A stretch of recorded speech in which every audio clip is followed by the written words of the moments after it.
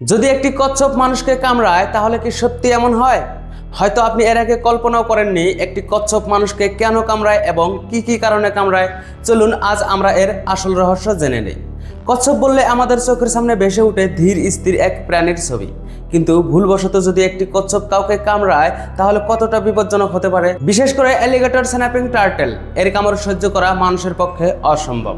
আজকের ভিডিওর বিষয়বস্তু হলো কচ্ছপ আসলে কেন এবং কি কি কারণে মানুষকে আক্রমণ করে।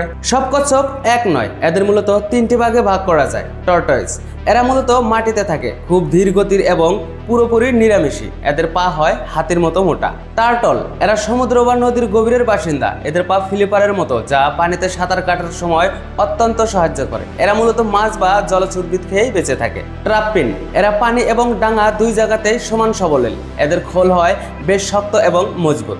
90% মানুষই এই তিন ধরনের কচ্ছপের মধ্যে পার্থক্য করতে ভুল করে। এখন আসা যাক মূল কথায়, কচ্ছপ আসলে মানুষকে কেন কামড়ায়। কচ্ছপ মানুষের উপরে আক্রমণ করা বা কামড়ানোর প্রধানত দুটি কারণ রয়েছে। প্রথমত, ভুল বোঝাবুঝি। আপনি যদি কোনো কচ্ছপের সামনে নিয়ে আপনার হাতকে এভাবে লাড়ালাড়ি করেন তাহলে কচ্ছপ সেটাকে মাছ বা তার আধার মনে করে, আর যে কারণে হয়তো সে তার আত্মরক্ষা করার জন্য আপনার উপরে আক্রমণ করার জন্য ঝাঁপিয়ে পড়তে পারে। 2 নম্বর হলো প্রজনন বা আধিপত্য। প্রজননের সময় অনেক প্রজাতির পুরুষ কচ্ছপ তাদের আধিপত্য জাহির করতে মা কচ্ছপকে বা মহিলা কচ্ছপকে সংকেত দিতেও কামড় দেয়।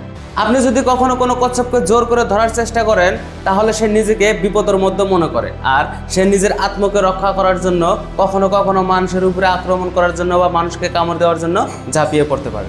তবে ভালো খবর হলো কচ্ছপ বিষাক্ত প্রাণী নয়, তাই এদের কামড়ে কোনো ধরনের বিষক্রিয়া হয় না। তবে গভীর ক্ষত বা ইনফেকশনের ঝুঁকি থাকতে পারে। মনে রাখবেন, তারা আপনাকে ঘৃণা করে কামড় দেয় না, বরং প্রকৃতিগতভাবেই তারা তাদের আত্মরক্ষা করার জন্য কামড়াতে পারে। কচ্ছপ আমাদের পরিবেশের একটি গুরুত্বপূর্ণ অংশ, তাদের বিরক্ত না করাটাই ভালো। কচ্ছপ সম্পর্কে আরও অজানা এবং রহস্যময় তথ্য জানতে চাইলে কমেন্ট বক্সে পার্ট 2 লিখুন। আর এই ধরনের প্রাণীদের নিয়ে আরও রহস্যময় ভিডিও পাওয়ার জন্য আমার পেজটি ফলো করে আমার সাথেই থাকুন।